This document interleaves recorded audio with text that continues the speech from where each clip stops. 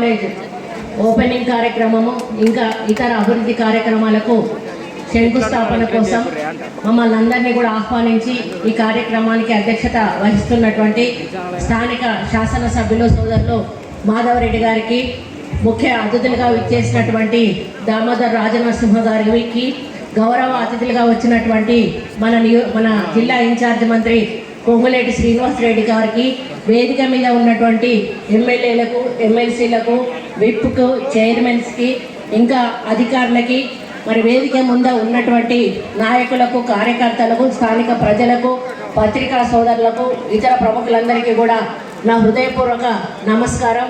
మరి ఈరోజు చాలా హ్యాపీగా ఉంది.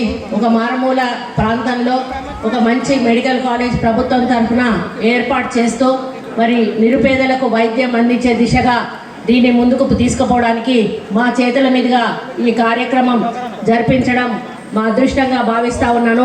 జిల్లా కలెక్టర్ గారికి కూడా నా నమస్కారం. అదేవిధంగా గతంలో వైద్యాన్ని ఎవరు కూడా పట్టించుకునే వాళ్ళు కాదు. అప్పుడు రాజశేఖర రెడ్డి గారు ఉన్నప్పుడు వైద్యం అంటే ఏంటో ప్రజలకు ఆ రోజు తెలియజెప్పారు.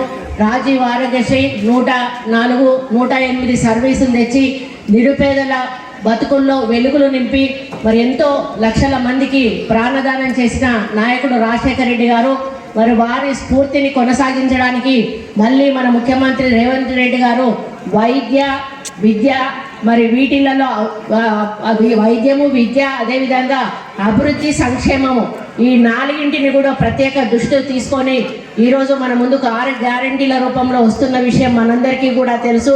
అంతేకాకుండా మహిళలు సాధికారతతోటి ముందుకు వెళ్ళాలని మహిళా క్యాంటీన్లను నిర్వహించి ప్రతి చోట కూడా మహిళా శక్తితో మరి క్యాంటీన్లను ఓపెనింగ్ చేపించి వాళ్ళను నిలబెడుతున్న ఘనత కూడా మన ముఖ్యమంత్రి గారిదే అని చెప్పక తప్పదు.